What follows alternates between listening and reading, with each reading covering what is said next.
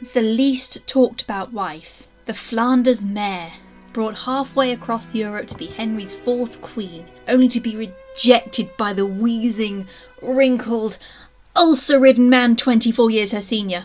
She only appears on screen whenever we're talking about the other 6 wives alongside her, and even then, her screen time is shorter than all the rest. There's underrated, and then there's Anna von Kleve, and yet she survived the longest out of the 6.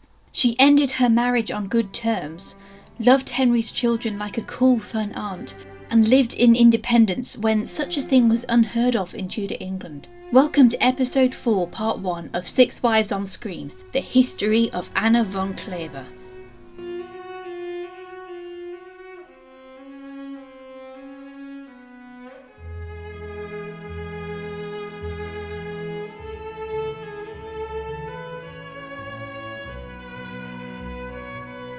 Quick disclaimer, I'm going to say Anna von Kleve and not Anne of Cleves, as Kleve as in waver is the proper pronunciation, not Cleves as in sleeves.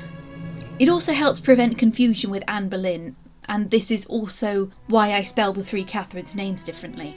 Anna was born in 1515 in Dusseldorf, and that is why they call her Rolf. Throughout her childhood, she would have been accustomed to new reformist ideas. Her father, Duke Johann III of Kleve, was sympathetic to the Protestant cause, while most European kingdoms would burn you on sight for criticising the See of Rome. Her brother Wilhelm continued this venture, marrying the eldest of his sisters, Sibylla, into the Protestant Confederation of Germany via Johann Friedrich, Elector of Saxony. Because she was raised under the strict eye of her Catholic mother, it is believed that Anna remained a Catholic throughout her childhood and didn't show much sympathy towards the reformist cause. Though engaged to the future Duke of Lorraine in 1526, her brother sabotaged this prospect when he inherited his father's title and refused to compromise with Lorraine. This engagement being made before the couple were of consenting age, it seemed that this pre-contract could easily be broken and forgotten about.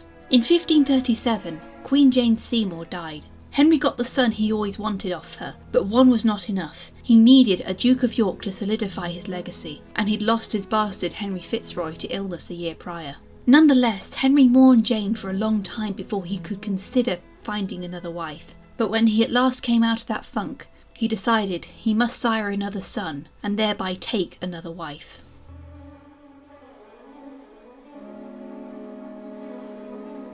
Thomas Cromwell, the most powerful man in England besides Henry, was determined that Henry's 4th bride be from a Protestant kingdom.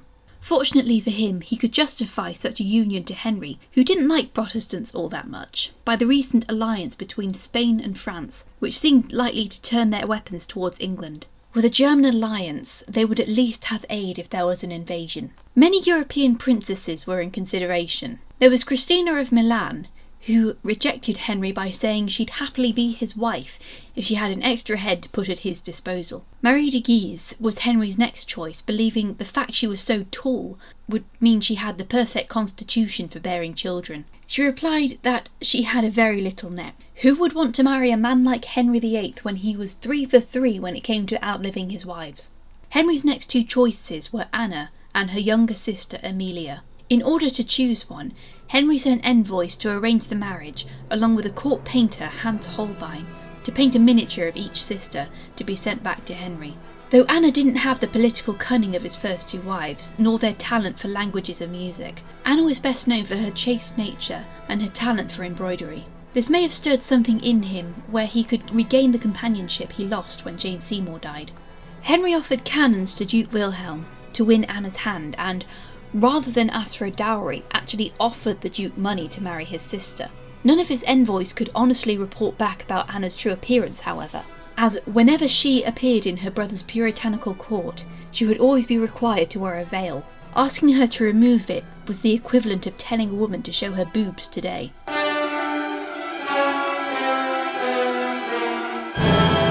Have you ever dressed up for Halloween, only for none of your friends to recognise who you're meant to be, and you're left embarrassed? At least you've never made such a tit out of yourself, as Henry VIII did when he met Anna von Kleve face to face. It was a long, long journey from Dusseldorf to London. As the journey was in winter, it was too dangerous to travel by sea, and travelling by land meant going through territory owned by the Holy Roman Empire. Thankfully, they were given permission to travel through imperial lands and reach the city of Calais, the only territory in mainland Europe that submitted to English rule. Fun fact about Calais: because it's the closest point in Europe to the British Isles, one can stand on the coastline and see the white cliffs of Dover on the horizon. So Anna could see the country she would soon be queen of, and for weeks she'd be sat watching, but couldn't reach it. We take steam power for granted, people. If the winds were against you, you were just stuck, unless you did what King Agamemnon did in the Iliad. As a result, Anna was stranded in Calais during Christmas of 1539, waiting for the winds to change, so the sails would finally carry her across the Channel to England. When she finally set foot on English soil, she and her entourage travelled slowly towards London. As the new year rang in, Henry received the news that his bride-to-be was lodging at the former residence of the Bishop of Rochester. You know, the one Henry had beheaded?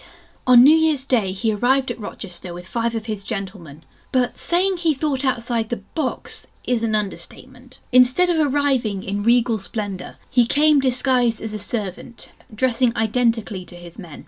They announced to Anna that they were delivering a gift from the king, and then Henry kissed her. He was acting out a story from his childhood, where a damsel would identify her lover at once, but the sheltered Anna had no idea what he was doing and rebuked him. So basically, it was the equivalent of meeting your Tinder date while cosplaying as Riker from Star Trek Next Generation and thinking you can live out one of those romantic scenes with him and Commander Troy, but your date doesn't know anything about Star Trek. Henry left and returned shortly after in his finery, but it wasn't something Anna could laugh at because she didn't understand English well enough to know how to respond. Henry left with his men soon after. All the way back to Whitehall, he complained to Sir Anthony Browne that he saw nothing in Anna as men report of her, and he marvelled that wise men would make such reports as they have done. And it was all downhill from there.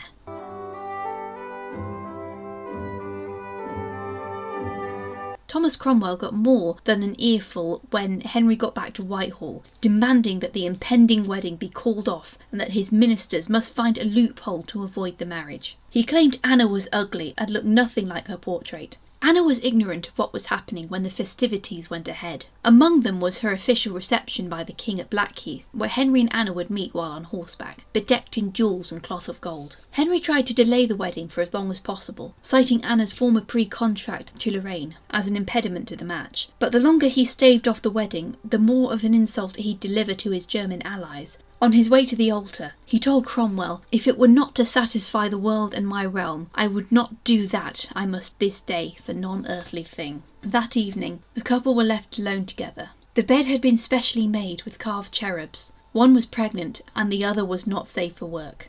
Usually with royal matches, there'd be a bedding ceremony. In some cultures, this meant allowing the members of the court to witness the first consummation of the marriage. But in England, this meant just seeing the couple into bed and leaving them be. It is universally confirmed that Anna and Henry never consummated their marriage. Henry complained that Anna's breasts were too loose for her to be a virgin, and that she had a strong body odour that put him off.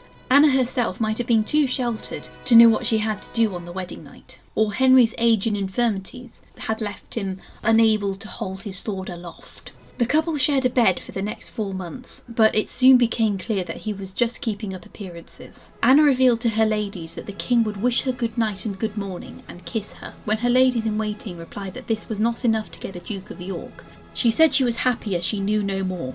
Anna slowly began to learn English and switch out her traditional wardrobe for English fashions and French hoods. But her household wasn't a flourishing environment of music and mingling as it had been with Catherine of Aragon and Anne Boleyn. Like Jane Seymour, she didn't build a personal connection to her maids of honour, as they were of lower standing and she sought the companionship of the ladies-in-waiting, like the Duchesses of Suffolk and Richmond. In Kleve, it was improper for a woman to sing, or play music, or even dance. But in England, Anna began to enjoy having musicians, and was very kind to the palace gardeners for their work. Months passed, and Anna began to wonder when she would have her coronation. It seemed she would be crowned soon when she had a state entry into Westminster, on 4th of February, but still no plans ever went ahead. At Hampton Court, new Queen's apartments had recently been built for her, so she thankfully didn't have to lodge in the same rooms where Jane Seymour had died. Lady Lisle of Calais, who tried to get her daughters to join Queen Jane's household via quid pro quo, now tried to bribe her youngest, Catherine, into Anna's. Anne Bassett had been at court already and was possibly Henry's mistress since Jane's death. Leol's hopes were dashed when her second husband, the Bassett stepfather, was arrested for mismanaging the king's affairs in Calais. It soon became clear to the court that Henry did not love his wife, and influential people of the court began to avoid her. While Thomas Cromwell was promoted to Earl of Essex, his hold on power was slipping away. He hoped Anna's Lutheran connections would help him jumpstart the Reformation again, but she still had Catholic leanings and she could not help him.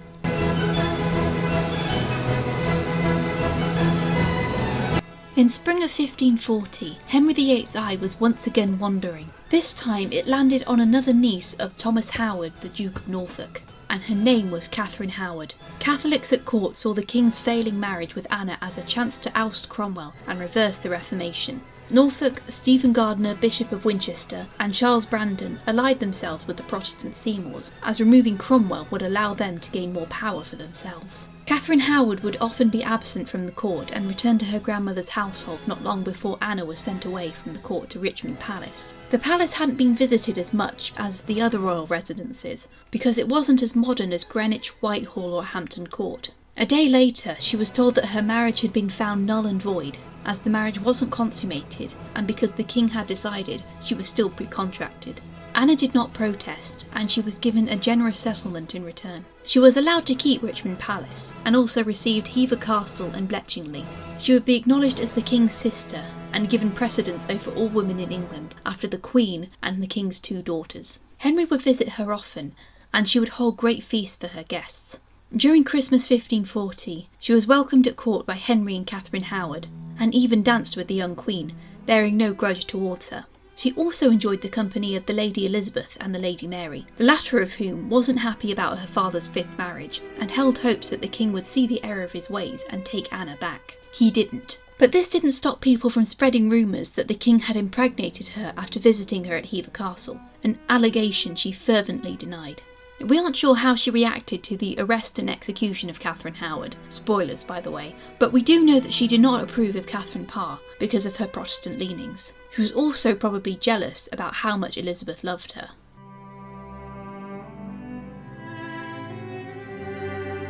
After Henry dies, we kind of forget about Anna because who cares, right? We assume that she lived her life in luxury for the next decade or so before she died. Not really. Big country houses are nice and that, but they are hella expensive to maintain. But Anna couldn't simply sell off her estates because a woman of her standing had to have at least 3 estates. Plus, the English economy was terrible because Henry's debasement of the coinage caused inflation. Not quite hyperinflation, but pretty bad inflation. When Henry was alive, he made up the difference for Anna's income, but Edward's council only wanted to give her the bare minimum. Edward's fondness for Richmond Palace meant Anna had to give it up to him, though she did get Penshurst Place instead. She often had to write to her brother for more money, but Wilhelm had his own powers restricted when the Spanish Empire conquered Kleve. He was allowed to keep his title, but he had to answer to Charles V from then on. Mary was comparably a lot kinder to Anna when she came to the throne, allowing her into the coronation procession with Lady Elizabeth. However, when Wyatt's rebellion sent Elizabeth to the Tower under suspicion of supporting the rebels, Anna was interrogated by Mary's council. She was believed to be an ally of Elizabeth, but no solid evidence ever came up. Anna then decided to keep away from the court. However, when Anna fell ill in 1557, Mary ordered her personal doctor to tend to her, and offered to let her stay in Chelsea Manor. We don't know for sure how Anna died, though some believe it was some form of cancer, probably of the breasts. In her will, she asked Mary to find employment for her servants. Anna von Kleve died on 16th of July 1557. Mary and Elizabeth came together to mourn their stepmother, and she has the honour of being the only wife of Henry VIII to be buried in Westminster Abbey. Though she was the last of the wives to die, she was the second oldest at the time of her death. Catherine of Aragon was 50, Catherine Parr was 36, Anne Boleyn was 35. Catherine Howard was either 19 or 20, and Anna von Kleve was 41. So guys, thank you for watching. I'm really surprised we managed to get this far. I thought I probably would have just given up by now or lost passion for it, but you know, the fact that you guys actually stepped up and you've watched my videos and you've told me how much you've liked them, it has been a huge boost to my confidence. My Catherine of Aragon video, when that came out, it for the first month it only had 56 views. Can you imagine? It's the second most popular video on the channel now, which is quite a nice surprise. Things really did pick up after the Anne Boleyn rankings video, and I can see why. And I was honestly not expecting the Jane Seymour Part 3 video to garner as much traction as it did, but I guess my peculiar sense of humour has been very well received. Yes, I was not expecting to get popular so quickly. I've spent nearly a decade on DeviantArt just waiting for things to pick up, only just get dumped into obscurity over and over and over again. And I thought, oh, it's just, you know, this is just a YouTube channel that I'm doing because I'm really, really bored. I don't think anyone's going to notice. And people noticed. So thank you so much. It's nice to put a lot of hard work into things and actually have it being appreciated instead of just waiting and waiting and people just not responding.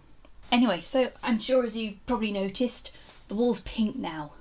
Yes, we've redecorated my entire room. I got a new bed. I'm not showing it to you because it's covered in crap at the moment. It was more than a saga to try and put it up because I don't go to IKEA that often, and I forgot that things from IKEA come in multiple boxes. I did not know this. We had left multiple boxes at IKEA and we had to go all the way back and get them.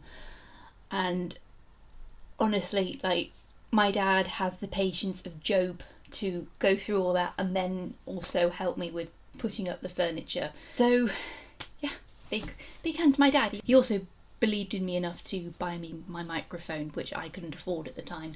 I was buying the cheapest option available and it was shit. So there's one thing this YouTube thing has taught me, it's that the cheapest option sounds tempting, but it's not going to be worth it in the end. So it is reasonable to probably sacrifice a bit more just to get something that will actually work until you can actually afford to get something of high quality that's going to last for a long time. But this microphone that we got, it's perfect. It's been really useful. Yes, and I reorganised my bookcase. Whoops. I reorganised my bookcase. I haven't put all the bookmarks up again. I only just got round to hanging up all my pictures. And of course, I want to thank my patrons. If you want to become a patron, you can find the link in the description, and for as little as £1.50 per creation, you'll get your name in the credits, like these wonderful people here. And higher level patrons will get early access to scripts, as well as early access to videos. And for those of you who are aspiring writers, if you want writing advice but you don't want to have to spend 500 quid talking to an editor, you can just send 1,000 words to me and I can give you feedback, though that is for the VIP patron list, like Anastasia Gracia here. And also, I need to correct a mistake I made in my last video because somehow one of my patrons got cut off in the credits when I was putting it all together. So to Walder Haug Art and Illustrations, I deeply apologise. You're getting your shout out in the credits. And yeah, if you become a patron and I forget to put your name in the credits, I will give you a shout out in the next video to make up for it. And that was just an honest mistake, but I'm one of those people that goes pretty crazy when they have made a mistake and I blow it all out of proportion. But of course, you don't have to become a patron if you just enjoy the videos. If you want to help support it to get bigger, please leave a like down below and leave a comment and subscribe because it helps more than you think. I'll see you next time.